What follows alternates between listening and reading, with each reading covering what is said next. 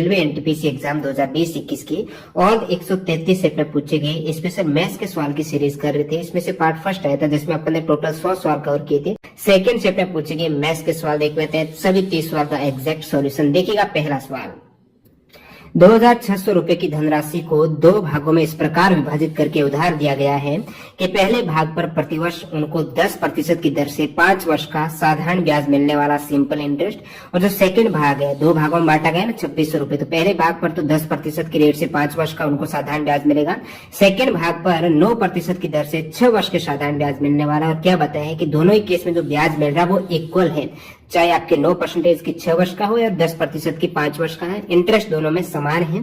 तो 10% की दर पर, यानी जो पहले भाग में जो 10% की दर पर दी गई थी उधार राशि, वो थी कितनी, 2600 में से वो कितने रुपए उधार दिए गए थे, ये हल करना। तो आपको क्या करना है, सबसे पहले तो राशि आपके पास 2600 रुपए, तो आप मान लेते हैं एक्स राशि आपने दे दी 10% की दर से 5 वर्ष के लिए, ठीक है। सेकंड आपके पास राशि कितनी रहेगी, 2600 रुपए है, एक्स दे दिया तो आपके पास रहेंगे 2600 माइनस एक्स रह जाएंगे। तो इन 2600 माइनस एक्स को ये दे रहा है 9% की दर से 6 वर्ष के लिए, तो ये 9% है, 6 वर्ष के लिए उधार दे रहा है, ठीक है।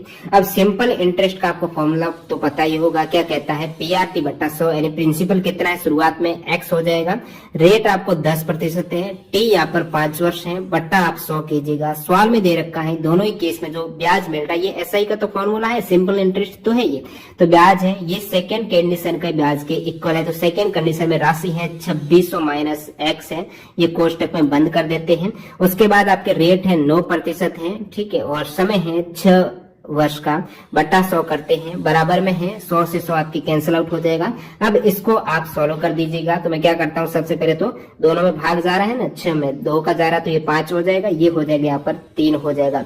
अब इसको मल्टीप्लाई करेंगे तो 5 और 5 25x हो गया, 25x के इक्वल में क्या आ रहा है, तो ये है दोस्तों 2600 गुणा 9 गुणा 3 आ रहा है, तो 2600 गुणा 9 गुणा 3, तो इसको मैं मल्टीप्लाई ना करके ऐसे लिखूंगा 2600 गुणा 9 गुणा 3 माइनस आ रहा है आपकी 9 गुणा 3 गुणा x है, यानी 9 गुणा 3 कितने हो जाते हैं, तो आप कहेंगे ये 27x हो गया, ठीक है। बट्टा में तो कुछ है नहीं, गायब हो गया है।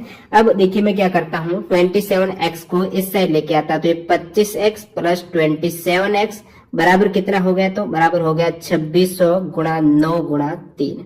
अब देखिएगा 25 और 27 कितने होते हैं, आप कहेंगे 52 होते हैं, तो 52x बराबर ये है, तो x बराबर क्या हो गया, आप कहेंगे 52 का इसमें भाग दे दीजिएगा, जो x बराबर आ जाएगा। अब x बराबर ये आप इसको इजीली कैलकुलेट कर सकते हो, क्योंकि 2600 को मैं ऐसे लिख सकता हूँ 26 गुणा 100 गुणा 9 गुणा 3, इसलिए मैंने मल्टीप्लाई नहीं किया क्योंकि यहाँ पर कैंसिल आउट हो रहा है। 26 का भाग 52 में 2 बार, और 2 का भाग जाएगा आपके 50 100 में तो 50 बार। अब 50 गुणा आप 27 इजीली कर सकते हो, तो ये आपके आ जाएगा कितना, 1350 रुपए। तो x की वैल्यू यहाँ पर कितनी आ गई, 1350 रुपए। आपको पूछा क्या था कि पहली कंडीशन में आपने x माना है ना, वो ही पूछा था कि प्रथम कंडीशन में कितनी धनराशि दी गई थी 10% की दर से, वो 1350 रुपए दिए गए थे।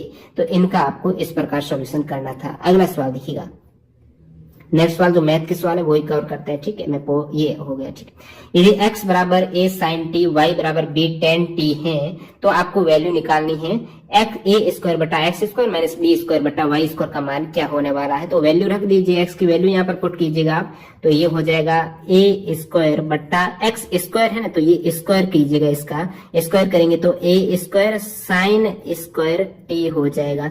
अब माइनस करना है b स्क्वायर बटा वाई स्क्वायर का मतलब करेंगे तो आप b square tan square T, यहाँ तो समझ में आ रहा है ना, स्क्वायर तो किया मैंने दोनों साइड, y स्क्वायर हो जाएगा, x स्क्वायर हो जाएगा, वैल्यू यहाँ पर पुट कर दी। अब आपको क्या करना है, a से a, b से b कट हो जाएगा ऊपर नीचे, तो ऊपर क्या रह गया 1 बटा साइन स्क्वायर टी माइनस 1 बटा tan स्क्वायर टी।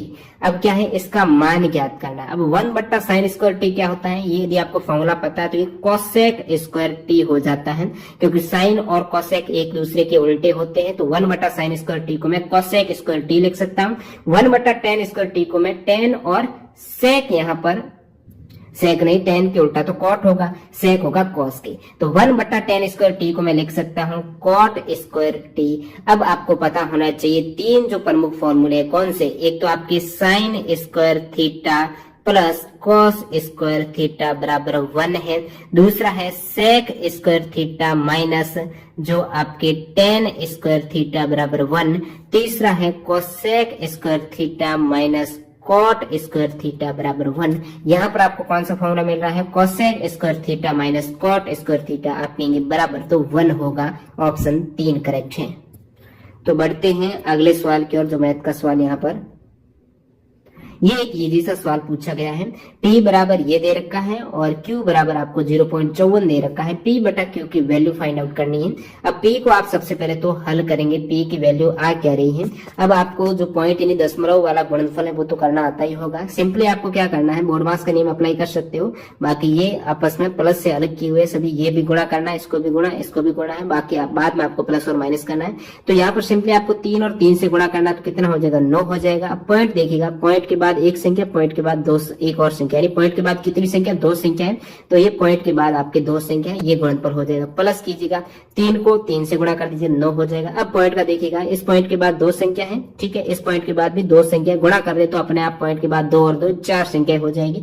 तो पॉइंट के बाद 4 संख्या लेनी, तो मैं इस प्रकार लिखूंगा, ये आपके दशमलव के बाद 0.0009 हो जाएगी, क्योंकि दशमलव के बाद आपको 4 संख्या तो चाहिए ही चाहिए। 0.03 मल्टीप्लाई किया तो ये 9 आ गया, 3 और 3 का, और दशमलव के बाद में 4 संख्या होनी चाहिए, तो मैंने 3 जीरो लगा दी। और माइनस करना है आपको 6 और 3 का, आपको सिंपली गुणा करना है, तो आप कहेंगे 6 और 3 का गुणा 18। लेकिन दशमलव कितनी संख्या के बाद होना चाहिए, ये पॉइंट के बाद 2 है, पॉइंट के बाद 1 है, तो पॉइंट के बाद 3 संख्याएं दशमलव होनी चाहिए। तो इस प्रकार मैं लिख सकता हूं, ये पॉइंट 0.018 है, ये पॉइंट के बाद 3 संख्याएं हो गई। अब आपको सिंपली इसको प्लस करना है, 0.09 है, ये ऐड करना। जब भी ऐड करते हो पॉइंट के नीचे पॉइंट रखेगा, 0 रखेगा, इसको मैं जोड़ूंगा 9 ये इस प्रकार 0.09 हो जाएगा। अब इसमें से माइनस करना है, पॉइंट के नीचे पॉइंट रखेगा, माइनस करना है 0, उसके बाद 1 8 है, ठीक है, ये आप माइनस करेंगे तो 9 हो जाएगा। 10 में से 8 गए, पीछे रहेंगे 2, इधर आपके 8 रह गए क्योंकि 1 यहाँ पर हासिल आ गया, तो 8 में से 1 गए तो 7, और फिर 0 का है ही है माइनस, ये आपके आ जाएगा 0.0729। ये वैल्यू आई है P की, आंसर नहीं आया, याद रखिएगा P की वैल्यू है। कहीं ऐसा ना हो कि ऑप्शन में ये दे रखा हो, आपने डायरेक्टली टिक कर दिया, आपको पूछा P बटा Q, इस प्रकार गलती करते हैं काफी बार स्टूडेंट। तो P का मान आ गया 0.0729। अब Q का मान आपको दे रखा है 0.54 दे रखा है। अब आप कहेंगे इसको कैसे हल करना है, ये आपको भाग देना है। तो अब आप 54 का भाग दे सकते हो। मान लेते हैं आपको दशमलव हटाना ही है, तो दशमलव के बाद 4 संख्या, तो मैं यहाँ पर ये 1000 से गुणा कर देता हूँ, 10,000 से। नीचे भी इस केस में मेरे को 10,000 से गुणा करना पड़ेगा। ऊपर जैसे ही मैंने 10,000 से गुणा किया तो क्या आ गया, 729 आ गया। नीचे क्या आ गया, नीचे आ गया दोस्तों 54 और गुणा 100। अब 54 का 729 में आप भाग देंगे तो ये कुछ 13.5 बार चला जाएगा। भाग आपकी 100 है, 100 का भाग देना है, दशमलव और आगे आएगा 2 पॉइंट, तो 0.135 इसका आंसर आना चाहिए। थोड़ा कैलकुलेटिव बेस पर सवाल था। अगला सवाल एक और इजी सवाल यहाँ पर पूछा गया है, 1/2 गुणा 2/3 माइनस 3/4। ये बोर्ड मास के नियम से आपको हल करना। ब्रैकेट हल कीजिएगा सबसे पहले, 1/2 गुणा 2/3 है माइनस 3/4 है। अब ब्रैकेट के अंदर क्या है वो देखिएगा, तो ब्रैकेट के अंदर भी सबसे पहले बोर्ड मास नियम के अकॉर्डिंग गुणा होगा, तो ऊपर से नीचे का नीचे, ऊपर से ऊपर का गुणा, 1/2 का गुणा 3 से 6 हो जाएगा, प्लस 5/6 और गुणा 4/21 है। इसको आप हल करेंगे तो ये हो जाएगा 6/6, इस साइड है 3/4 है, 6/6 को मैं लिख सकता हूँ 1/1। अब क्या करेंगे आप, तो ये हो जाएगा 3 और 1 का गुणा 3, 4 और 1 का गुणा 4, यानी ये आ गया आपके। इसको गुणा कर दीजिएगा आप, ये भी गुणा 2/6 माइनस 3/4, ये गुणा है, ठीक है, ये माइनस है, और इस साइड ये पूरा का पूरा याद रखिएगा मल्टीप्लाई में है, 4/21 है, 4 से 4 गया, ये 7 हो जाएगा नीचे, और आंसर आपके आएगा 2/6 माइनस इस साइड है 1/7 है, और ये हो जाएगा। इसको भी अपन सॉल्व कर लेते हैं, 2/6 को मैं 1/3 लिख सकता हूं। अब ये आपके आ गया एलसीएम 21 आ गया, ये 7 माइनस 3 हो गया, तो आप कहेंगे ये 4/21 आंसर आना चाहिए, जो ऑप्शन 4 करेक्ट दे रखा है, 4/21 हो जाएगा ऑप्शन 4। अब बढ़ते हैं अगले सवाल की ओर, जो मैथ का सवाल है, ये आपकी रीजनिंग का है, ठीक है। अगला सवाल आपको पूछा है, यदि x समीकरण है, ये समीकरण दे रखा है, इसको संतुष्ट करता है तो x क्यूब माइनस 1 बटा एक्स क्यूब की वैल्यू क्या होगी। तो इस प्रकार जब भी सवाल आए, ये वैसे आपका द्विघात समीकरण है, इसको सॉल्व करके x की वैल्यू निकालेंगे, यहाँ पर पुट करना है, आंसर आ जाएगा। लेकिन आप कोशिश कीजिए एक ऐसे ही अपने अकॉर्डिंग x की वैल्यू मानिए, 1 से शुरुआत कीजिए, लगभग आपको 1 और 2 के बीच में वो x की वैल्यू मिल ही जाएगी। तो आप 1 रखते हो x की वैल्यू, डायरेक्ट आपने मान लिया कि x 1 होगा, ठीक है, 1 से शुरुआत की, तो 1 का स्क्वायर कितना होता है, 1 होता है, माइनस 2 गुणा 1 2 हो गया, प्लस 1, तो ये कितना हो गया, 1 और 1 2, 2 माइनस 2 0, 0 बराबर 0। ये संतुष्ट हो रहा समीकरण, इसका मतलब x की वैल्यू 1 सही है। जब x की वैल्यू 1 सही है तो आप यहाँ पर मान रखेंगे 1 क्यूब बटा माइनस 1 बटा 1 क्यूब, यानी 1 माइनस 1 बराबर 0। डायरेक्ट आंसर, इस प्रकार आप अप्रोच लगा सकते हो। नहीं तो आपको यदि 1 नहीं आता, मान ले तो आपने 1 रखा, वैल्यू नहीं आई, फिर 2 से ट्राई किया, माइनस 1 रखा, माइनस 2, ये नहीं आ रहा है, उस केस में आपको क्या करना है, लगभग आ ही जाएगा आपको, इस प्रकार सवाल में पूछा जा रहा है डायरेक्टली। बाकी द्विघात समीकरण आप हल कर ही सकते हो, x square minus 2x plus 1 बराबर 0 है। इसको हल करने के लिए सबसे पहले x का गुणांक क्या है, 1 है। अब इसको गुणा कीजिएगा, ये जो संख्या है c मान सकते हो, इसको और इसको गुणा किया तो कितना आ गया, 1 और 1 का गुणा 1 है।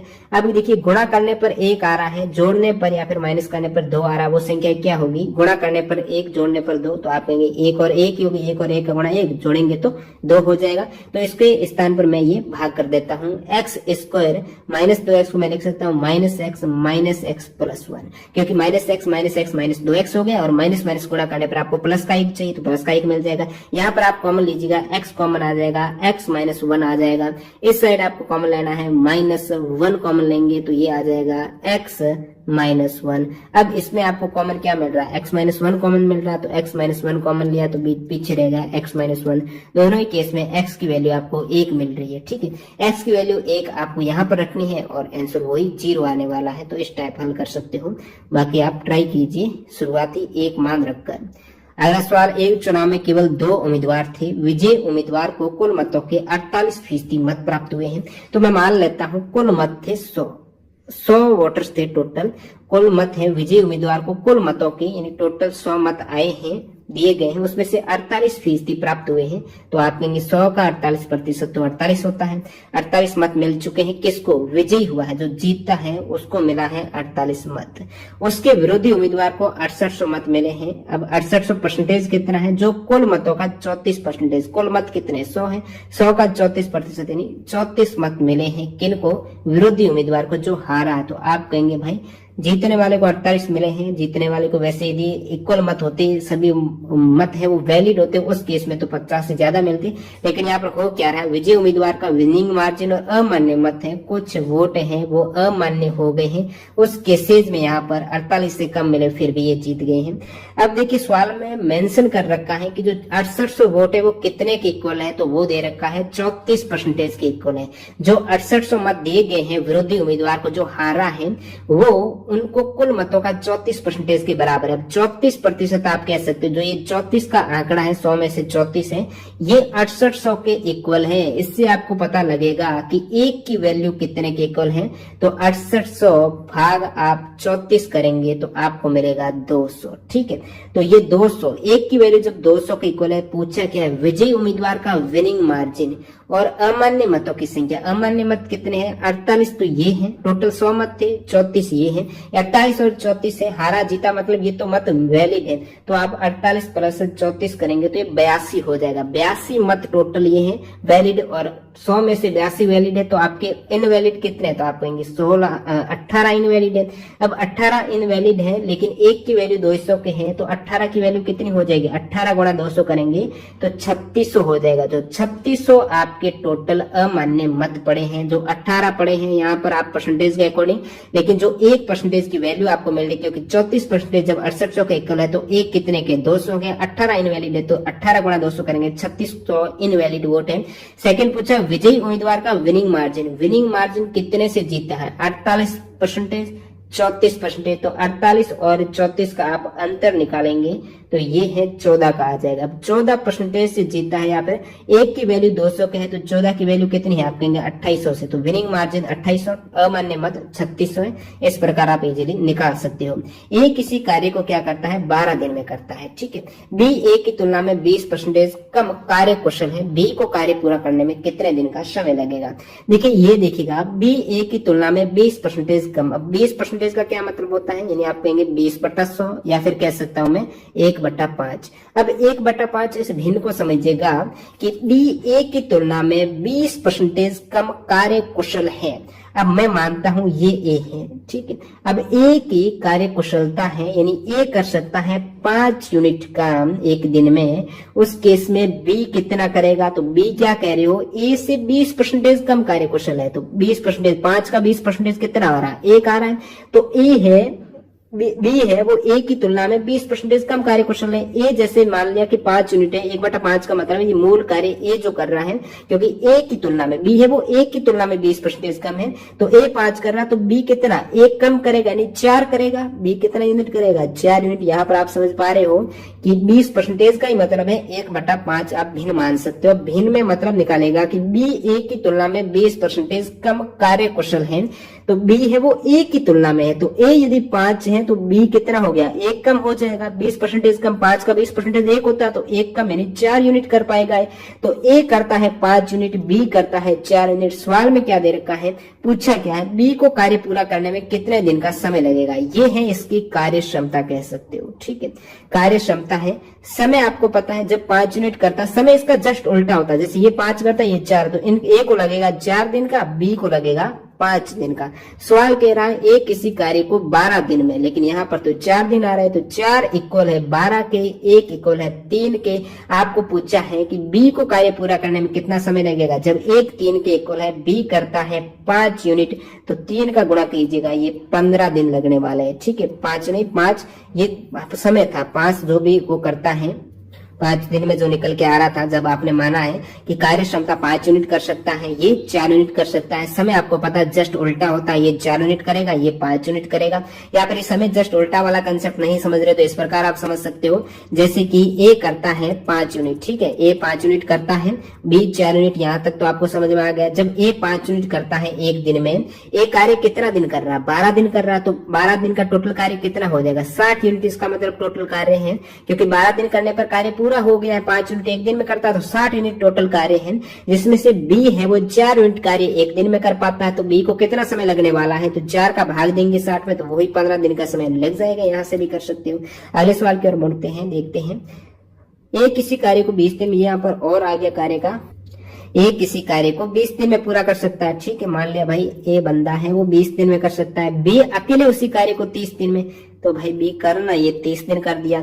अब क्या करना आपको, इसका एलसीएम लेना है, 60 एलसीएम आ गया। एलसीएम 60 का मतलब है कि टोटल कार्य है वो 60 यूनिट है, जिसमें से ए क्या करता है 20 दिन में कार्य कर सकता है। 60 यूनिट टोटल कार्य है। एक दिन में कितना कार्य करेगा, जब पूरा कार्य 20 दिन में हो रहा है तो एक दिन में 20/60 करेंगे तो आप करेगा 3 यूनिट एक दिन में। बी 30 दिन में कर सकता है, टोटल 60 यूनिट कार्य है, तो एक दिन में कितना कार्य कर पाएगा, तो एक दिन में आप कहेंगे 2 यूनिट कर पाएगा। 2 यूनिट एक दिन में और 30 दिन में ये 60 यूनिट कर देगा।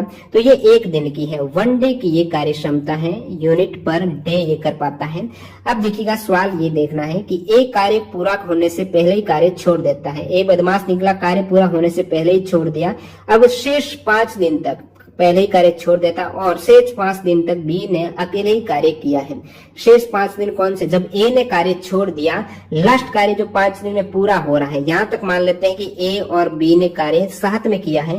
लास्ट दिन में जैसे कि ए ने कार्य छोड़ दिया साथ काम करना, तो जो बचे हुए 5 दिन कार्य किया और कंप्लीट हो गया कार्य। बचा हुआ कार्य किया किसने, जब ए ने छोड़ा तो बचा हुआ 5 दिन कार्य बी ने ही किया होगा ना, तो शेष 5 दिन तक बी ने अकेले ही कार्य किया है। तो बी ने अकेले 5 दिन कार्य किया, कितना होगा, जब आप बोल रहे हो कि बी एक दिन में 2 यूनिट कर सकता है, तो 5 दिन में आप कहेंगे 5 गुणा 2 यानी बी ने ऑफकोर्स 10 यूनिट कार्य किया होगा।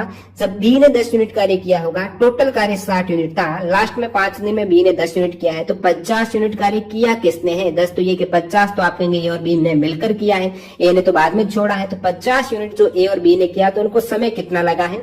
देखिए ए कर रहा है 3 यूनिट, बी कर रहा है 2 यूनिट, तो काम हो रहा है 5 यूनिट का।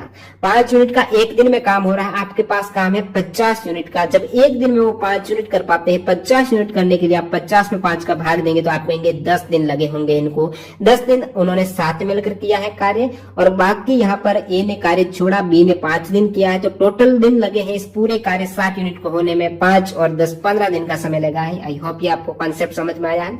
अगला सवाल देखते हैं अपन, जो मैथ का पूछा गया है। मैं इसको पोज करके डायरेक्टली ले चलता हूं आपको। सवाल दे रखा है किन्हीं दो संख्याओं का योग है, कोई भी दो संख्याएं हैं जिनका योग हो रहा है 1500, कोई दिक्कत नहीं, और उनका एलसीएम है, संख्याओं का एलसीएम हो रहा है वो 16379 हो रहा है। दोनों संख्याएं ज्ञात करनी। दोस्तों जब भी इस प्रकार बड़े डाटा दे दिए जाते हैं तो डायरेक्टली आप ऑप्शन से ही ट्राई करना है, अदरवाइज सवाल आपका लंबा खींच जाएगा, टाइम ज्यादा लग जाएगा।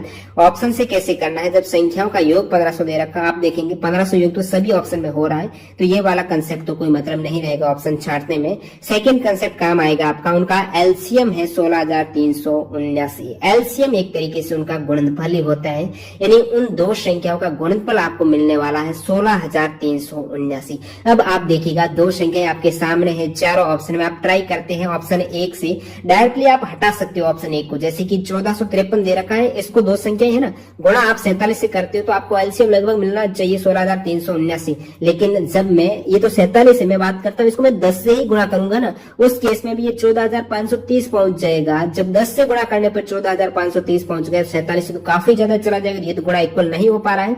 यानी आप इसको 20 से करेंगे 14 दूनी 28000 के आसपास चला जाएगा। तो आपको तो 47 दे रखा है, 20 भी नहीं दे रखा है, इसका मतलब आप 10 से करते हो, उस केस में भी काफी ज्यादा वैल्यू आ रही है। 20 यानी 47 करेंगे तो ये वैल्यू तो नहीं आएगी, ज्यादा आएगी, डायरेक्टली आप हटा सकते हो। तो डायरेक्टली ऑप्शन से मैं होता तो ये डायरेक्टली इस प्रकार करता, 10,053 को 447 मान सकते हो। भाई कितना बड़ा गुणनफल चला जाएगा, ये तो आएगा ही नहीं किसी भी कंडीशन में, बहुत ज्यादा बड़ा चला जाएगा। जब इसको आप 100 से भी करेंगे ना, उस केस में भी ये 1 लाख पार कर जाएगा। अब 1479 गुणा 21 करेंगे, मैंने कहा 10 से मैं गुणा करता हूँ, 21 का मतलब क्या हो गया, यानी आप कहेंगे 11 प्लस 10 है, तो मैं क्या करता हूँ 1479 का 10 से ही गुणा करता हूँ।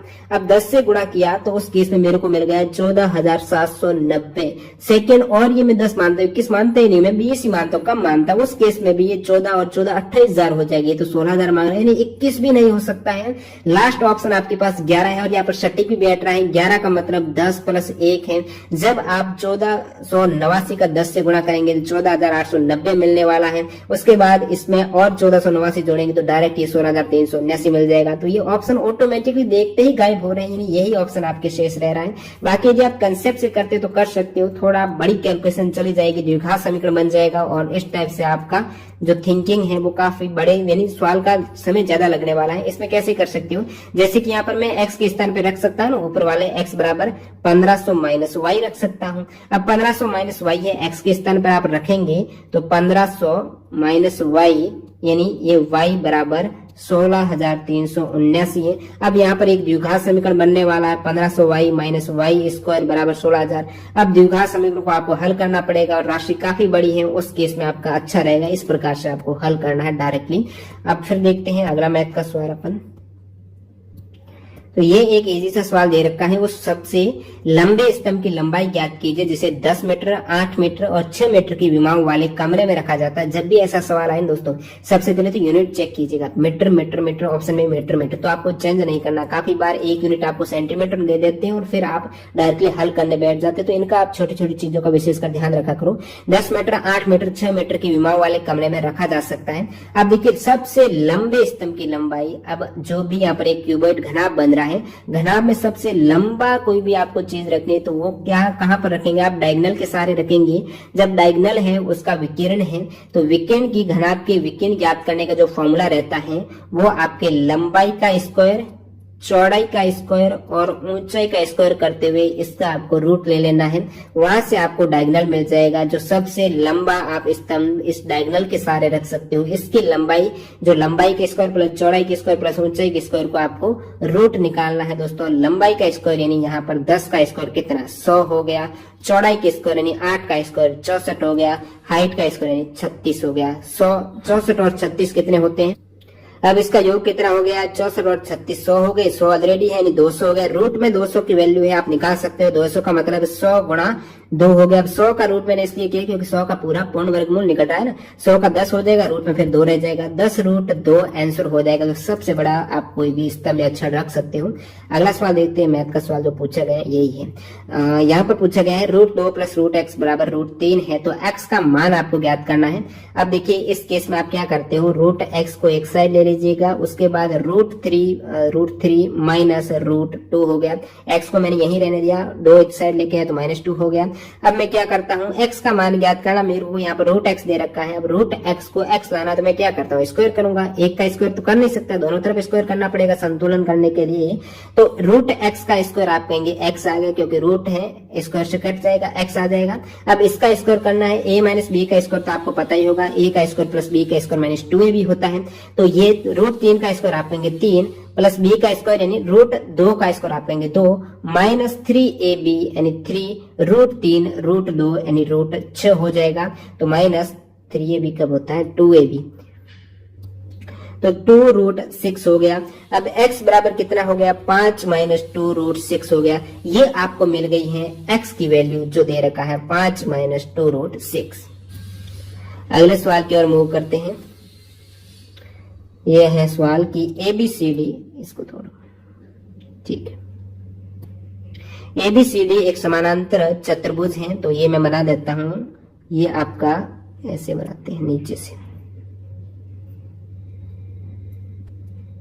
ABCD एक समानांतर चतुर्भुज है, भुजा BC को E तक, तो ये BC है, इसको आगे बढ़ाना है आपको E तक, ये हो जाएगा D पॉइंट।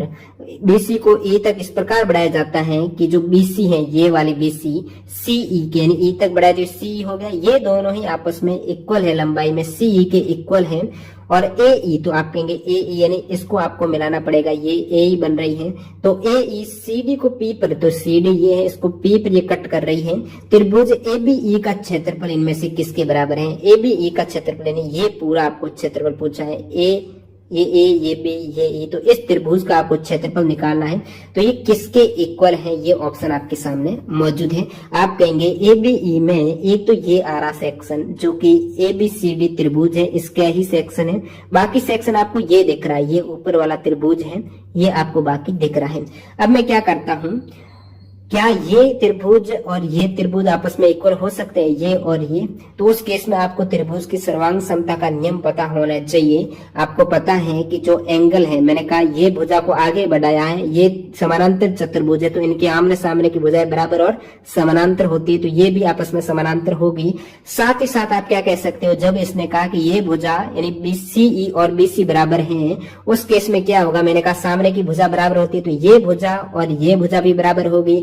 कौन आप कह सकते हो एकांतर कोण, जब ये दोनों भुजाएं आपस में समानांतर हैं, उस केस में ये आपका एंगल और ये ऐसे जा रहा, तो ये एंगल, ये और ये एंगल आपस में एकांतर कोण भी हो गए कहीं न कहीं। तो इसमें कोण, ये सामने का कोण शीर्षाभिमुख कोण है, एकांतर कोण है, साथ ही साथ ये भुजा भी एक इक्वल आ रही है। तो ये सर्वांग सम त्रिभुज के सारे नियमों को सटीक रूप से पालना कर रहा है। और दो सर्वांग सम त्रिभुज जब मिल जाते हैं तो उनका क्षेत्रफल आपको पता ही है बराबर होता है। सर्वांग सम त्रिभुज का क्षेत्रफल हमेशा बराबर रहेगा। तो इस त्रिभुज और इस त्रिभुज का एरिया जब आपको बराबर हो गया, उस केस में आप कह सकते हो कि ये जो एरिया है ये इसके इक्वल है।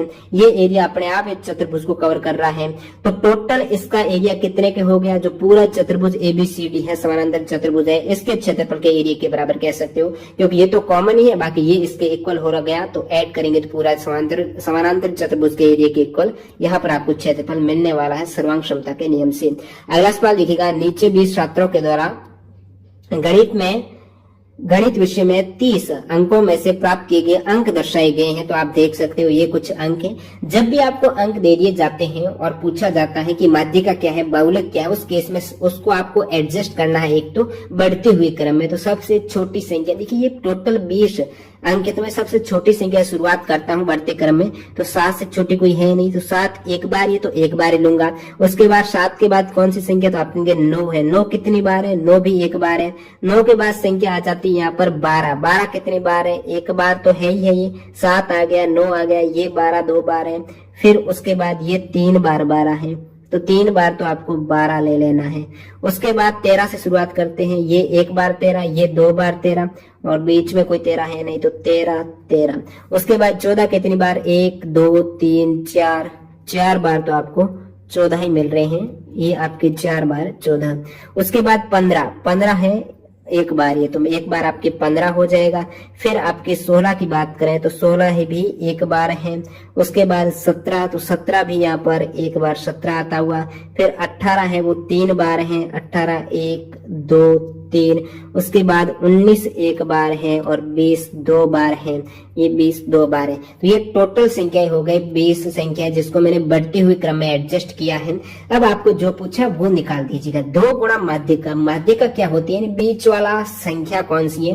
बीच वाली संख्या कब, जब आपने बढ़ते क्रम में एडजस्ट किया है, उसके बाद में आपको बीच वाली संख्या है वो माध्यिका मिलने वाली है। अब है कितनी संख्या है, 20 संख्या है। 20 संख्याओं के एकदम बीच में तो आपको मिलने वाली है नहीं। यदि संख्याएं विषम होती, टोटल नंबर ऑफ संख्याएं विषम होती, यहाँ पर 20 संख्याएं ये 21 होती, उस केस में आप क्या करेंगे, 21 प्लस 1/2 करेंगे तो 22/2, यानी 11वीं संख्या आपको बीच वाली संख्या मिल सकती थी। जब संख्याएं 20 है तो आप डायरेक्टली 20/2 करके 20/2 करेंगे, यानी एक संख्या 10 आ जाएगी। जब संख्याएं सम ऑलरेडी हैं, उस केस में एक तो 10वां टर्म हो जाएगा, सेकंड टर्म आपको मिलने वाला है 11वां टर्म, उसके जस्ट आगे वाला। ये 2 संख्याएं इसकी माध्यिका हो जाएगी। यानी जब आपको ये पहली संख्या, दूसरी, तीसरी, चौथी, 5वीं, 6ठी, 7वीं, 8वीं, 9वीं, 10वीं, 11वीं, 12वीं, तो आपको कौन सी संख्या बीच वाली लग रही है, ये 10वीं, और उसके बाद जस्ट एक आगे वाली, ये दोनों संख्या बीच में है। इसके आगे जितनी संख्या है, इन दोनों के पीछे भी उतनी संख्या है। ये बीच में 2 संख्या आ गई, 14 और 14, दोनों ही समान संख्या है, तो कोई दिक्कत नहीं। एक बार 14 लीजिए। यहाँ पर मान लेते एक 14 होता है, एक 16 होता है, तो उस केस में क्या करते हैं, आप दोनों को ऐड करके इसका निकाल देते, माध्य या फिर औसत निकाल सकते थे। अब औसत वाली जो संख्या मिलती वही आपके माध्य का होती, लेकिन यहाँ पर औसत आप निकालेंगे तो 14 ही आने वाला, दोनों ही संख्या 14 है, तो माध्य का आपको मिल गई 14। अब बहुलक क्या होता है, जो सबसे ज्यादा बार संख्या रिपीट हुई, तो आप लेंगे रिपीट में तो 12 तो 3 बार हुआ है, 13 2 बार हुआ है, 14 4 बार, यानी सबसे अधिक बार रिपीट है वो 14 4 बार हुआ है। तो बहुलक है जो संख्या सबसे अधिक पुनरावृत्ति हो रही है वो 14 की हो रही, तो बहुलक हो गया 14, और बहुलक 14 और क्या आ गया, और आपके 14 आ गई थी माध्यिका। माध्यिका भी 14, बहुलक भी 14, तो 2 गुणा 14 माइनस 14 करेंगे तो एक 14 रह जाएगा, यानी ऑप्शन 2 करेक्ट है इस केस में। तो ये एक इजी से आप निकाल सकते थे। वह छोटी से छोटी पूर्ण वर्ग संख्या ज्ञात कीजिए जो 12, 15 और 18 से पूर्णतः विभाज्य है।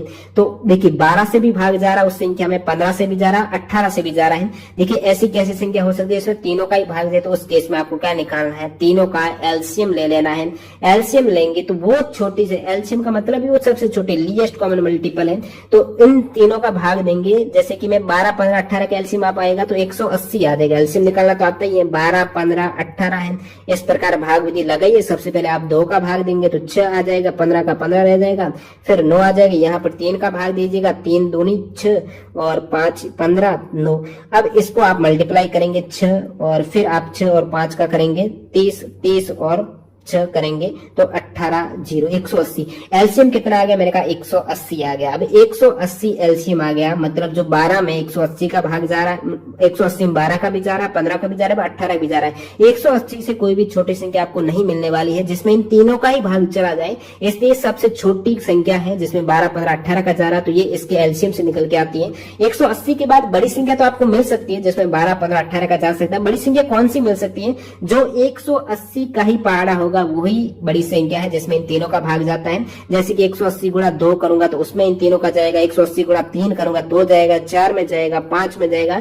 अब आपको जो सवाल में पूछा है कि वह छोटी से छोटी पूर्ण वर्ग संख्या, पूर्ण वर्ग समझते हो ना, जैसे कि 4 अपने आप में पूर्ण वर्ग है, फिर 64 अपने आप में पूर्ण वर्ग का मतलब है जैसे ही वर्गमूल निकालेंगे तो पूरी एक पूर्ण संख्या रहेगी, दशमलव में नहीं रहेगी। 4 का वर्गमूल 2 है, 64 का 8 है। इस प्रकार अब जब ऑप्शन पूर्ण वर्ग सबसे छोटी से छोटी पूर्ण वर्ग संख्या आप देखते हो, 400 भी पूर्ण वर्ग, 900 भी है, 625 सारे पूर्ण वर्ग के ऑप्शन दे रखे हैं। तो उस केस में आपको क्या करना है कि यहां से निकालना है कि 180 तो होगा नहीं, क्योंकि 180 तो सबसे छोटी संख्या तो है लेकिन वो अपने आप में पूर्ण वर्ग नहीं है। तो पूर्ण वर्ग के लिए मैं क्या करता हूं, उसके बाद कौन सी संख्या जिसमें इन तीनों का भाग चला जाए, तो आप कहेंगे 180 का ही कोई गुण जाएगा। तो 180 गुणा 2 करता हूं तो आपको पता है 180 गुणा 2 360 मिलता है, 360 है वो पूर्ण वर्ग नहीं है। फिर मैं 180 गुणा 3 करता हूं, उस केस में आपको 540 मिलता है। आप कहेंगे 540 भी, इसलिए आपको क्या पता होना चाहिए, जितने भी लगभग आपको 40 तक तो पता ही होने चाहिए कि स्क्वायर क्या है, 40 तक जो भी संख्या, तो 540 भी पूर्ण वर्ग नहीं है। तो 180 का मैंने 4 से गुणा किया तो ये आ जाएगा आपके 720, 720 भी आपको पता पूर्ण वर्ग नहीं है। फिर 5 से किया तो आपके आ गया 900, 180 का 5 से किया तो 900 आ गया। अब 180 का 5 से किया तो 900, अब 900 वह संख्या है वो अपने आप में पूर्ण वर्ग है, क्योंकि 900 में आप 30 निकल के आ रहा है, वर्गमूल निकालेंगे 30 गुणा 30 आपको पता है 900 हो रहा है। इसका मतलब 900 वो संख्या मिल गई है जिसमें इन तीनों का भाग भी जा रहा है और पूर्ण वर्ग भी है, और वो सबसे छोटी संख्या 900 से छोटी आपने देखी कोई भी संख्या नहीं है जो पूर्ण वर्ग है। सब दो कंडीशन में चुनी चाहिए, तीनों का भाग भी जाना चाहिए और पूर्ण वर्ग भी है, तो वो संख्या आपको 900 निकल के आई। आई होप ये आपको समझ में आया है, इस प्रकार निकालना था। अगला सवाल देखते हैं मैथ का जो पूछा गया है कि एक व्यक्ति ने अपनी पूंजी का आधा भाग है वो 5% की वार्षिक ब्याज की दर से, अपनी पूंजी का 1/3 भाग है 8% वार्षिक ब्याज की दर से और शेष हिस्सा है वो 10% वार्षिक ब्याज की दर से निवेश किया है। एक वर्ष में उनके तीनों निवेशों से प्राप्त कुल आय है वो 820 रुपए, तो उनकी कुल निवेशित पूंजी ज्ञात कीजिए। देखिए दोस्तों, इस सवाल का कैसे आपको हल करना है वो सेम ही आपके, या तो आप x मान सकते हो, जैसे कि मैं x मानता हूँ। x मानना किस प्रकार मानना है, यदि मैं x मानता हूँ कि व्यक्ति ने टोटल x पूंजी निवेश की है, x में से जो आधा भाग है x/2 है वो 5% की दर से, याद रखना है वार्षिक, ये एक वर्ष में आपको काउंट करनी है। तो ये मूलधन दर समय है 1/100 करेंगे। एक तो आप ऐसे करेंगे और फिर सेकंड आपको दे रखा 1/3 है तो आप x/3 गुणा 8 और फिर आप करेंगे 1/1 का और 100, और शेष कितनी है, जो शेष यहाँ पर टोटल राशि थी x है, x में से x/2 चली गई, x/3 चली गई, फिर माइनस करेंगे। या फिर आप डायरेक्टली ऐसे ही कर दो ना, आपके पास राशि थी कितनी, एक बार 1/2 भाग हो रहा है, दूसरी बार 1/3 भाग हो रहा है, तो 2 और 3 का एलसीएम ले लीजिएगा। आप मान लेते हैं 3 और 2 का एलसीएम आ गया 6, तो 6x मेरे पास राशि में 6x ही मानता हूँ, शुरुआत से 6x मानता हूँ क्योंकि इजी हो जाएगा कट करने में। 1/2 और 1/3 इसका करेंगे ना तो डायरेक्टली आपको एक 10 भिन्न में राशि मिलेगी ही नहीं, तो मैंने क्या डायरेक्टली 6x इसलिए माना क्योंकि 1/2 भाग हो रहा है, 1/3 भाग हो रहा है, तो 3 दूनी 6 है, तो मैंने मान लिया कि राशि उनके पास 6x, माना राशि उन्होंने निवेश की है 6x। 6x जो टोटल उनकी पूंजी थी, उस पूंजी का आधा भाग, 6x का आधा कितना, आप कहेंगे 3x, आधा भाग है वो 5% की वार्षिक ब्याज की दर से, 5% की वार्षिक ब्याज की दर से। तो मूलधन है 3x, समय है 1 वर्ष है ना, 1 वर्ष निवेश किया इन्होंने, तो 1 वर्ष बट्टा 100 करेंगे, ये इनका हो गया आधा जो भाग है। दूसरा बोल रहा अपनी पूंजी का 1/3 भाग, जब 6x टोटल पूंजी मानी है, इसका 1/3 करेंगे तो 2x हो जाएगा, ठीक है। तो 2x भाग है वो उन्होंने निवेश किया है 8% की दर से 1 वर्ष के लिए बट्टा 100। अब जो शेष रही है, अब शेष कितनी रही है दोस्तों, आप कहेंगे टोटल 6x थी, उनमें से 3x हो गई, 2x हो गई, इन 3 और 2 5x हो गई, तो शेष रही है 1x रही है। अब जो शेष x राशि है वो क्या करेगा 10% की दर से, तो मैंने कहा x गुणा 10 गुणा समय 1 वर्ष है बट्टा 100 है। ये जब इन्होंने टोटल निवेश कर दिए अलग अलग रेट से, उस केस में उनको जो लाभ मिल रहा है, लाभ क्या मिलेगा, ब्याज ही तो मिलेगा, जो ब्याज है वो उनका प्रॉफिट है। तो उनकी आय हो रही वो 820 रुपए एज ए ब्याज हो रही है। इन तीनों को मिला के जो ये क्या है, सिंपल इंटरेस्ट ही तो है, ब्याज का फॉर्मूला यहाँ पर अप्लाई किया है। इन तीनों का ब्याज का योग क्या हो रहा है दोस्तों, 820 हो रहा है, कोई दिक्कत नहीं। अब मैं इसको सॉल्व कर देता हूँ, सॉल्व में करना ही कुछ नहीं, एलसीएम सभी में 100 आ जाएगा, तो मैंने डायरेक्टली 100 ले लिया सभी में, ठीक है। अब फिर 3x और 5 दिया, आप कहेंगे 15x प्लस 8 दूनी 16x प्लस 10x बराबर कितना है 820 है, या फिर 15 और 16 कितने 31 और 10 41x, 41x बराबर 820 गुणा 100, x बराबर कितना है 41 का भाग दूंगा, 41 दूनी 82, 20 गुणा 100 यानी 2000। अब x की वैल्यू आपको क्या मिल गई 2000। ज्ञात क्या करना था दोस्तों, कुल निवेशित पूंजी। कुल x थोड़ी थी, कुल तो आपने 6x माना था। जब x 2000 है तो 6 गुणा 2000 से गुणा करेंगे, 6 दूनी 12, 12000 राशि आपने निवेश की है। इस प्रकार आप हल कर सकते हो इसको इजीली। अगला सवाल देखिए, यहाँ पर पहली 8 भाज्य प्राकृत संख्याएं की मध्य और पहली 8 अभाज्य संख्याओं के मध्य का अंतर ज्ञात कीजिए। दोस्तों यहाँ पर आपको मध्य यानी औसत का अंतर निकालना है। पहली 8 जो भाज्य प्राकृत संख्या है, अब पहली 8 भाज्य प्राकृत संख्या है कौन सी, भाज्य और अभाज्य संख्या आपको पता होना चाहिए।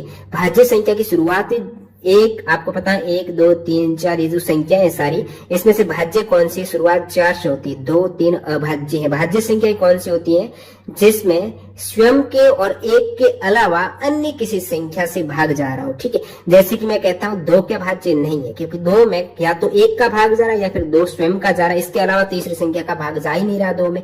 और 3 में भी नहीं है, 4 में क्या है 1 का भी जा रहा है स्वयं का, इसके अतिरिक्त अन्य किसका 2 का जा रहा है, तो वो भाज्य संख्या हो जाएगी।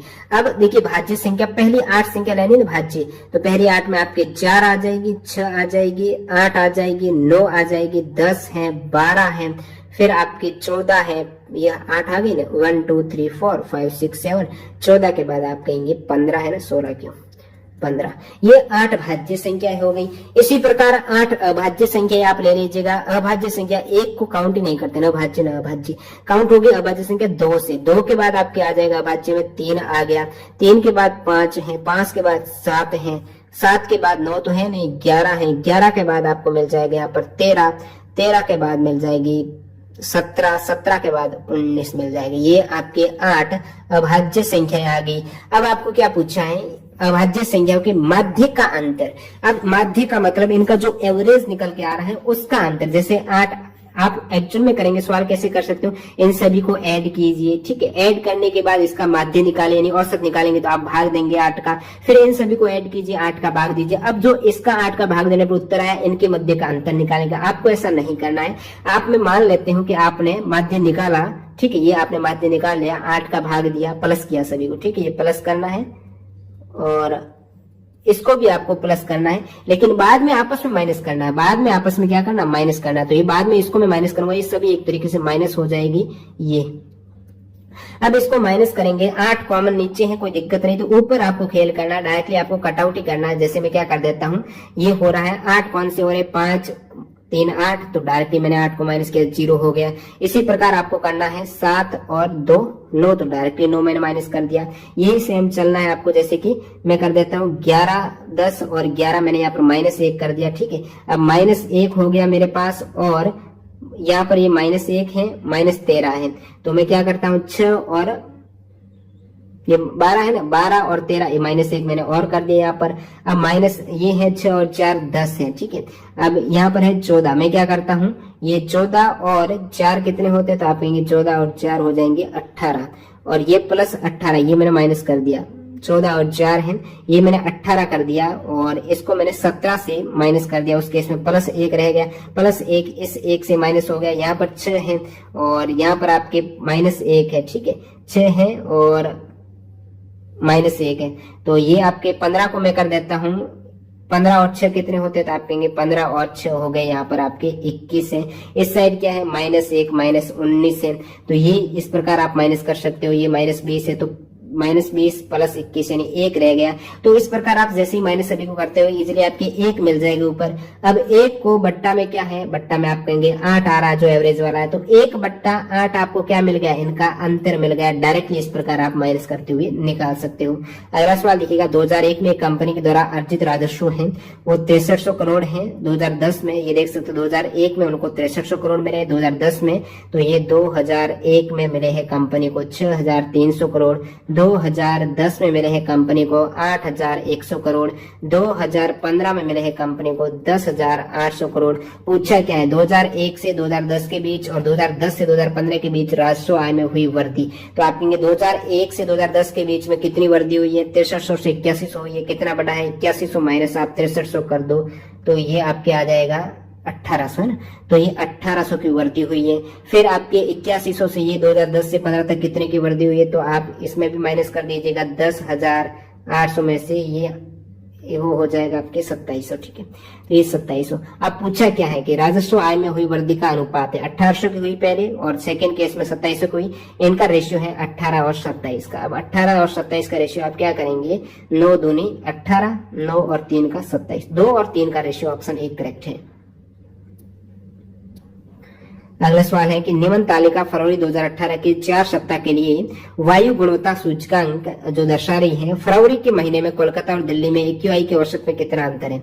ये फरवरी मंथ का ही पूरा डाटा है, कोलकाता और दिल्ली के एक्यूआई के औसत में दे रखा है। ठीक है, तो इसके एवरेज में निकालना है। कोलकाता का फरवरी मंथ में ये एक्यूआई आ रहा है और दिल्ली का फरवरी मंथ में ये एक्यूआई आ रहा है, इनके औसत में कितना अंतर है। अब आप औसत एक तो इस प्रकार निकाल सकते हो, डायरेक्टली ऐड करो, इन सभी को ऐड करो और 4 का भाग दो। ठीक है, इसको भी ऐड करो, 4 का भाग दो और इन दोनों को माइनस कर दो, ये निकाल सकते हो। नहीं तो आप एक एक को माइनस कर दो, माइनस करेंगे उसके बाद आप 4 का भाग देंगे तो भी आपके औसत आ जाएगी। यदि आप माइनस करते हो तो वो भी आप कर सकते। जैसे 306 में से मैंने 248 है ना, ये माइनस किया तो मेरे पास मिल गया 58 है, तो अंतरित निकाला तो डायरेक्टली मैंने इसको माइनस कर दिया 200, फिर है 288, 288 माइनस 240 करूंगा, ये 42 आ जाएगा।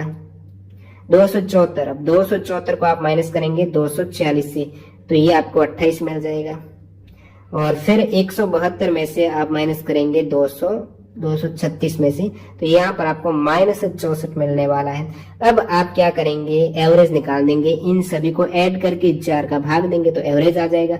या फिर मैं इसको ऐड करूं तो ये -64 है ना, 28 64 माइनस 28 करेंगे तो कितना हो जाएगा, तो 64 माइनस 28 है, अभी भी -36 हो रहा है। ठीक है, अब 42 माइनस 36 है तो ये हो जाएगा -6, 42 में +6 हो जाएगा। अब 58 और 6 आप प्लस कर दीजिएगा, 58 और 6 कितने हो गए, आप कहेंगे 64 हो गए। 64 में आप 4 का भाग देंगे तो आपको जो आंसर मिल जाएगा वो दे रखा है 16, तो 64 में 4 का भाग देंगे 16 इसका एवरेज आ जाएगा। अगला सवाल देखते हैं। एक वस्तु को 12% लाभ पर बेचा गया है, यदि उसे 33 रुपए अधिक में बेचा जाता तो प्राप्त लाभ है 14% होता। वस्तु का क्रय मूल्य ज्ञात कीजिए। ठीक है, तो सवाल में दे रखा है कि एक वस्तु को 12% के लाभ पर बेचा गया है, यानी मान लेते हैं कि वस्तु थी 100 रुपए की। ठीक है, उसको 12% लाभ में कितने में बेचा होगा, 112 में बेचा होगा। सेकंड केस में क्या बोल रहा है, तो प्राप्त लाभ 14%। सेकंड केस में उनको 14% का लाभ होता, तो 14% कितना, 100 का, यानी वो सेकंड केस में 114 रुपए में बेचता तो उसको 14% लाभ यहाँ पर होता। कंडीशन क्या है यहाँ पर सेकंड में, यदि इसे ₹33 में अधिक बेचा होता तो उसे 14% का लाभ होता। अब देखिए 14% का लाभ कब होता, जब वो 114 में बेचता। सवाल बोल रहा है कि यदि वो 33 रुपए अधिक में बेचता, देखिए प्रथम कंडीशन में आपने 112 रुपए में बेचा है, सेकंड में 114 रुपए में बेचा, तो कितने रुपए अधिक बेचा, तो आप कहेंगे 2 रुपए अधिक बेचा होता, उस केस में उनको 14% का लाभ हो सकता था। लेकिन सवाल बोल रहा है कि ये जो 2 रुपए अधिक बेच रहे हो ना, ये 33 रुपए के इक्वल है, तो 2 जब 33 के इक्वल है, 1 हो जाएगा 33/2 के इक्वल। आपको पूछा है कि वस्तु का क्रय मूल्य, वस्तु का मूल्य कितना था, 100 रुपए था। अब वस्तु का 100 रुपए, लेकिन 1 की वैल्यू 33/2 के इक्वल है, तो 100 की कितनी हो जाएगी, 33/2 है। इसको आप मल्टीप्लाई करेंगे तो 50 कर सकते हो। 50 गुणा आप 33 करेंगे, ये 15 हासिल 1, ये 16 और ये 0, यानी 1650 रुपए है। ये इसकी कॉस्ट प्राइस आ गई, वस्तु का क्रय मूल्य है वो 1650 रुपए आ गए। तो इस प्रकार आप डायरेक्टली हल कर सकते हो, सिंपल सा, बिना किसी ज्यादा लॉजिक लगाए। अगला सवाल देखिएगा, एक स्कूल में लड़कों और लड़कियों की मिलाकर औसत आयु 16.8 वर्ष हो रही है, यानी बॉयज जितने भी हैं, जितने भी गर्ल्स हैं, है ना, जैसे बॉयज प्लस गर्ल्स हैं, इनकी मिलाकर औसत आयु आ रही है 16.8 आ रही है। ठीक है, अब मैं मान लेता हूँ बॉयज है x, गर्ल्स है y, संख्या है ना, बॉयज की संख्या x है, गर्ल्स की संख्या y है, तो उस केस में होगा क्या, x प्लस y, ये क्या है, बॉयज की संख्या x है। ठीक है, अब एवरेज कितना आ रहा है, 16.8 का आ रहा है, बॉयज की संख्या x है, तो टोटल आयु का योग कितना होगा, आप कहेंगे एवरेज 16.8 का आ रहा है, तो 16.8 तो x हो जाएगा गुणा प्लस 16.8 हो जाएगा y का गुणा।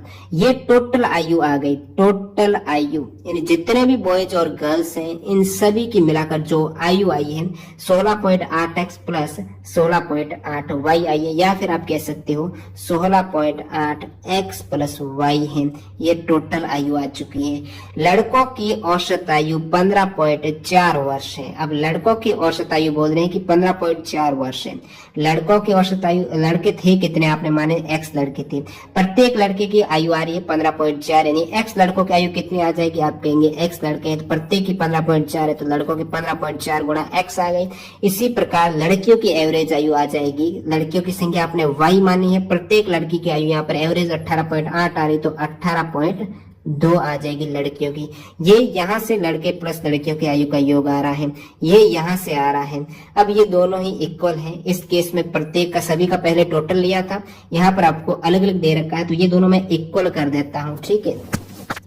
तो मैं इक्वल किया, कितना हो जाएगा 16.8x प्लस 16.8y बराबर यहाँ से आ रहा है 15.4x प्लस 18.2y। आपको क्या निकालना है, लड़के और लड़कियों के x और y का रेशियो ही तो निकालना है। अब मैं क्या करता हूँ, जो समान वेरिएबल हैं जैसे 16.8x माइनस 15.4x कर देता हूँ तो ये हो जाएगा 16.8 माइनस 15.4 करेंगे तो आपका हो जाएगा 1.4x हो जाएगा। तो 1.4x बराबर है, इस साइड मैंने y का ले लिया है 18.2 में से 16.8 माइनस किए तो यहाँ से भी आपके 1.4y आ रहा है। तो आप कह सकते हो x बटा y का रेशियो 1.4 बटा 1.4 यानी 1/1 का अनुपात आ गया x और y का। जो आपको पूछा था लड़के और लड़कियों की संख्या का अनुपात है x और y का, वो 1 और 1 का यहाँ से निकल के आ रहा है। बाकी यदि आप थोड़ा डायरेक्टली भी करते तो कर सकते थे, जैसे कि मैं लड़का है, बॉयज हैं, लड़कियां गर्ल्स हैं, बट्टा में यदि बॉयज प्लस गर्ल्स हैं, बॉयज 1 है गर्ल्स 1 है, बट्टा में 2 करता है। जितने भी बॉयज हैं इनका जो टोटल आयु है बॉयज की वो b मान ली, योग हो रहा है, गर्ल्स की g हो रहा है, बॉयज केस में 1 ले लिया, g 2। अब ये टोटल 16.8 हो रहा है। अब सवाल में दे रखा है कि लड़कों की औसत आयु, यदि मैं बॉयज की रख देता हूँ 15.4 और गर्ल्स की रख देता हूँ 18.2 भाग 2 का देता हूँ, क्या 16.8 आ रहा है? बिल्कुल आ रहा है। यदि क्यों आ रहा है, क्योंकि गर्ल्स और बॉयज की संख्या है और रेशियो 1 और 1 में, इसलिए जो आपको समान आंसर मिल रहा है। अगला देखिएगा जो मैथ का पूछा गया वो देखते हैं। P square plus q square minus r square बराबर 0, P6 plus Q6 minus R6 भाग देना है, ये पूरे के ऊपर भाग है, ठीक है। P square q square r square, तो इसका वैल्यू क्या निकल के आ जाएगी। अब देखिए p square plus q square minus r square बराबर 0 है, यहाँ पर 6 आ रहा है, इसका मतलब आपको क्या करना है, इसका क्यूब करना ही होगा। क्यूब इजी कैसे करना, माइनस आर स्क्वायर में इस साइड ले लेता हूँ तो P square plus q square easy करना आपके हाथ में, माइनस आर स्क्वायर है बराबर 0 तो बराबर में आर स्क्वायर कर लेता हूँ। अब आप क्यूब इजीली कर सकते हो, है ना। अब इजीली क्यूब करेंगे, जैसे a प्लस बी का आप क्यूब करते हो ना, a प्लस बी का क्यूब क्या होता है, a cube plus b cube plus 3ab a plus b होता है। तो इसका मैं क्यूब करूंगा यानी p स्क्वायर a क्यूब यानी ये a cube plus b cube यानी q स्क्वायर का क्यूब प्लस 3ab, 3a कितना है p square plus q square 3ab और गुणा में करना है 3ab और 3ab करना था ना, प्लस क्यों कर रहा है 3ab यानी p स्क्वायर क्यू स्क्वायर और a प्लस b यानी p square plus q square हो जाएगा। अब इसको आप हल कीजिए, बराबर में भी है ना, बराबर में क्या है r का स्क्वायर और 3 क्या तो r की घात 6। अब इसको हल करूंगा तो ये p की घात 6 प्लस q की घात 6 plus 3p square q square. अब देखिए दोस्तों p square plus q square को मैं क्या लिख सकता हूँ, तो p square plus q square बराबर में क्या आ रहा था, r स्क्वायर आ रहा था, तो इसके स्थान पर मैंने क्या लिख दिया, r स्क्वायर लिख दिया। अब ये क्या है, बराबर में है r की घात 6, या फिर ऐसे लिख सकता हूँ p की घात 6 प्लस q की घात 6, r की घात 6 को इस साइड है तो माइनस r की घात 6, इस साइड क्यों लाया, सवाल में दे रखा माइनस r की घात 6, बराबर में ये इस साइड ले लेता हूँ, माइनस हो जाएगा इस side, minus 3p square q square r square.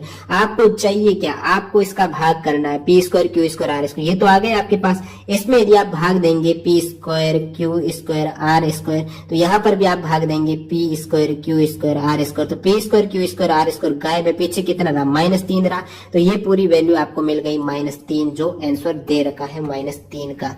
अगला देखते हैं मैथ का सवाल जो पूछा गया है। 3 व्यक्तियों ने एक व्यवसाय में, रेशियो देख लीजिएगा 1/2, रेशियो 1/3, रेशियो 1/4 के अनुपात में धन निवेश किया है। वर्ष के अंत में कुल लाभ हो रहा है 15,600 रुपए का। लाभ का सबसे बड़ा हिस्सा क्या होगा? सबसे पहले तो रेशियो को आप इजी कर दो, 2, 3, 4 का, और एवरेज नहीं, एलसीएम कितना आ रहा है तो आप कहेंगे 12 आ रहा है, तो सभी को 12 में गुणा करूंगा तो कोई दिक्कत नहीं, रेशियो में है 12 से गुणा कर सकते हो सभी को। अब 12 से मैं गुणा किया तो ये रेशियो का आ गया, आप कहेंगे 6, ये आ गया रेशियो में आपके 4, और ये आ गया 3। अब एक्चुअल रेशियो ये आपका इजी रेशियो हो गया। अब क्या बोल रहा है? टोटल धन 15,600 है, 15,600 रेशियो में टोटल हो रहा 6 और 4 10 और 3 13। अब ये 13 इक्वल बता रहा है 15,600 के। अब 13 का मैं भाग देता हूं, एक बार गया तो 2, ये 1200 रह जाएगा। 13 एक बार जाएगा तो 2 और 2, ये 26 है तो 1200 रुपए। अब 1200 जब एक की वैल्यू 1200 के इक्वल आई है, आपको पूछा है सबसे बड़ा हिस्सा, लाभ का सबसे बड़ा हिस्सा तो 6 वाले को मिलने वाला है। 6 गुणा 1200 करेंगे तो 12 छक्के 72, तो 7200 रुपए यहाँ पर सबसे बड़ा हिस्सा मिल जाएगा। सबसे छोटा है तो आपको 1200 गुणा 3 करना है, तो वो मिल जाएगा सबसे छोटा हिस्सा। बढ़ते हैं अगले सवाल की ओर मूव करते हैं। देखिएगा नेक्स्ट मैथ का सवाल है, एक भिन्न का अंश हर से 2 कम है। यदि अंश को 2 से गुणा किया जाता है और हर को 3 से गुणा किया जाता है तो प्राप्त भिन्न 2/9 के बराबर होती है। भिन्न ज्ञात कीजिए। डायरेक्टली ऑप्शन से दोस्तों करेंगे तो बहुत ज्यादा जल्दी हो जाएगा। अब ऑप्शन से करते मान लेते हैं कि भिन्न ये 3/5 में माना हो, मेरे को पता नहीं ये आंसर अभी। तो एक भिन्न का अंश हर से 2 कम है। आप देखेंगे ऊपर अंश है, नीचे हर है, अंश हर से 2 कम है, बिल्कुल कम है, कोई दिक्कत नहीं। यदि अंश को 2 से गुणा करता हूं तो अंश को मैंने कहा 2 से गुणा किया तो ये तो 6 होना चाहिए, और हर को 3 से करता हूं, अंश को 2 से किया लेकिन ये तो 6 होता है। ऑप्शन बोल रहा है कि प्राप्त भिन्न 2/9 आएगी, तो ये तो 6/9 हो रही, तो यहाँ से, या फिर हर को क्या पता कट भी जाए, हर को 3 से गुणा करूंगा तो ये 15 है। यहाँ पर आप काट भी देंगे तो 3 का भाग देंगे तो 3 दूनी 6 और 5, 2/5 मिल रही है, लेकिन 2/9 मिल रही है। इसी प्रकार सेकंड ऑप्शन से ट्राई करेंगे। यदि ऑप्शन से न करते तो डायरेक्टली आपको हिट करना है, यानी क्या इसका एग्जैक्ट सॉल्यूशन हो सकता है। भिन्न का अंश हर से 2 कम है। मैं मान लेता हूं डायरेक्टली भिन्न x/y मान ली, मेरे को नहीं पता, x/y मान ली। अब भिन्न का जो अंश है, अंश ऊपर होता है, हर इसका नीचे हो जाएगा। अब अंश हर से 2 कम है, जो अंश है ना x, वो हर से 2 कम, यानी x बराबर है y-2, तो x के स्थान पर y-2, y के स्थान पर y। अब देखिए अंश है, अंश हर से 2 कम है, तो ये आपका ऊपर अंश हर से 2 कम कर दिया मैंने। यदि अंश को 2 से गुणा, इसको मैंने 2 से गुणा किया, और हर को 3 से गुणा, इसको 3 से किया। अब ये प्राप्त भिन्न क्या हो रही है? 2y-2 बट्टा, ये कर देंगे 2y-4/3y हो गई। सवाल बोल रहा है कि प्राप्त भिन्न 2/9 हो रही है। अब इसको आप हल करेंगे, ये हो जाएगा 9 दूनी 18y, ये क्रॉस मल्टीप्लाई, 9 दूनी 18y, 9 गुणा 6 करेंगे ना, तो ये आपके हो जाएगा 36 बराबर 6y। अब इसको कर सकते हो 18y माइनस 6y बराबर 36 है, तो 18 में से 6 गए तो 12y बराबर 36 है, तो y बराबर कितना हो गया? 3 हो गया। y की वैल्यू 3 हो गई, x की वैल्यू 2 कम है, तो x की वैल्यू 1 हो गई। 1/3 इसका आंसर हो जाएगा, क्योंकि x 2 कम के सवाल दे रखा है कि x/y जो ऊपर अंश है ना वो हर से 2 कम है। अगला सवाल देखिएगा, ये तो आपके रीजनिंग का है, डायरेक्टली मैथ का सवाल देखिए। ए और बी की कार्य क्षमताओं का रेशियो है वो 3 और 4 दे रखा है। सेम ऊपर मैंने बताया है, कार्य क्षमता और जो समय होता है वो उल्टा होता है दोस्तों। कार्य क्षमता 3 और 4 के रेशियो में, तो आप कहेंगे जो समय लगने वाला है वो 4 और 3 लगने वाला है। ये ए का है, ये बी का है। समय देखिए, क्योंकि कार्य क्षमता है वो 3 यूनिट करता है तो समय ज्यादा लगेगा, 4 घंटा लग सकता है। ये 4 यूनिट करता है, समय जस्ट इसका उल्टा लगने वाला है।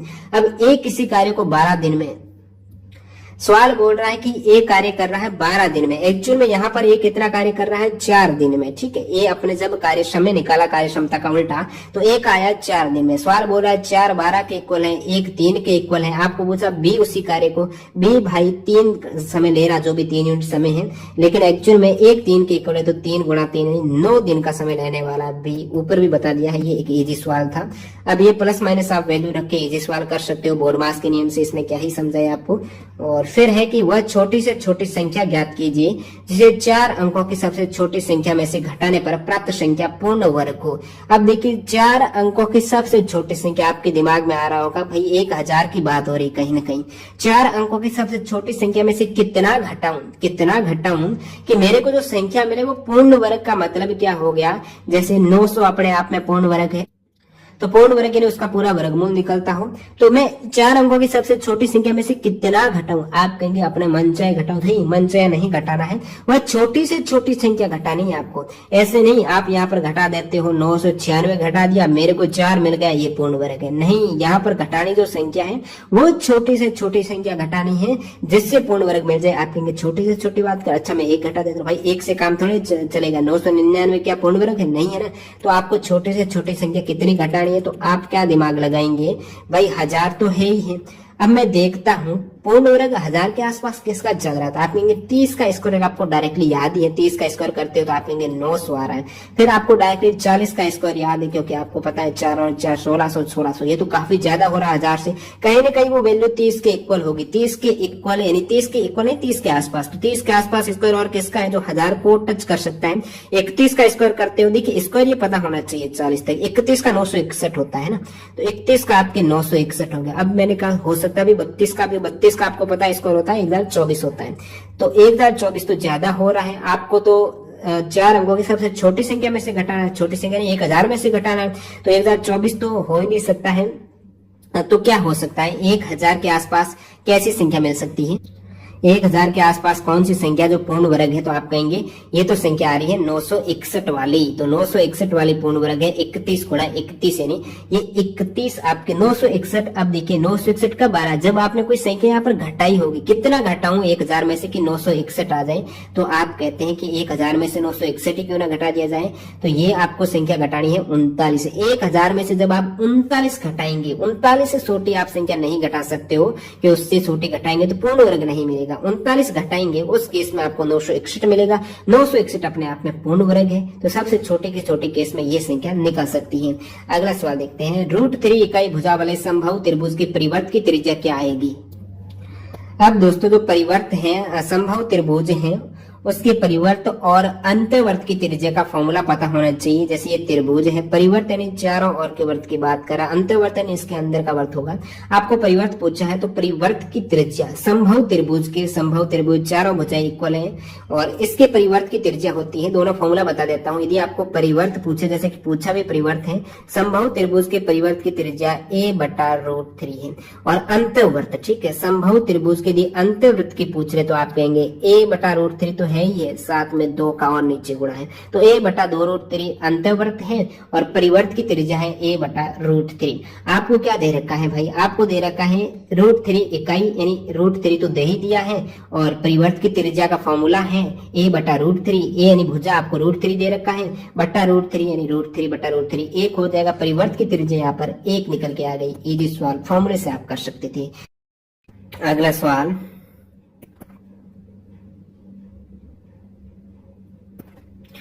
19 - x रूट तो इसमें आपको x की वैल्यू ज्ञात करनी है ना। सबसे पहले रूट को हटाना है, x को निकालने के लिए इस पूरे रूट को हटाना। तो मैं स्क्वायर करता हूँ दोनों साइड में, तो दोनों साइड में ये भी स्क्वायर हो जाएगा, ये भी स्क्वायर हो जाएगा।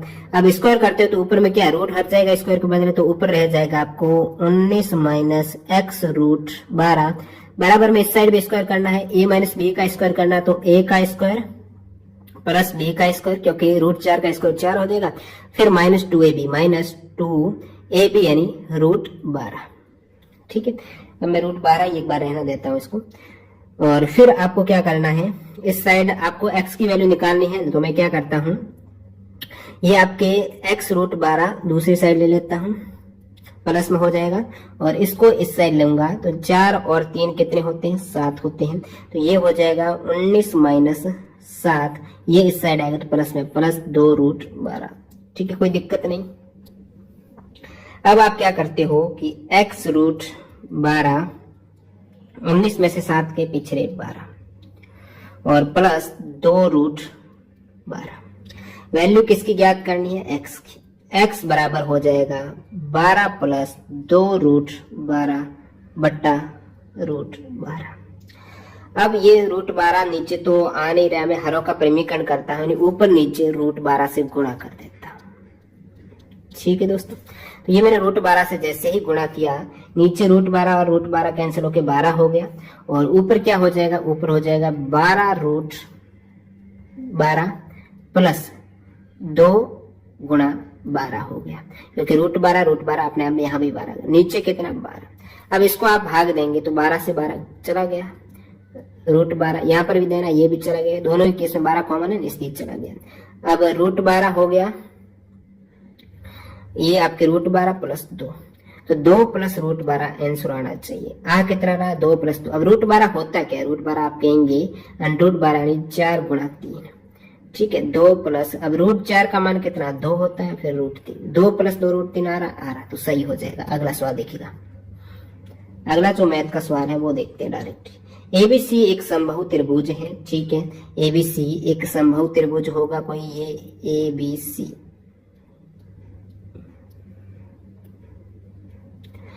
पी क्यू आर क्रमश ए बी, पी है वो ए बी का मध्य बिंदु है और बी सी का है क्यू, आर है ए सी का मध्य बिंदु, एक त्रिभुज बना रहे हैं। मध्य बिंदु यानी ये 2 बराबर भागों में बांट रहे हैं भुजा को।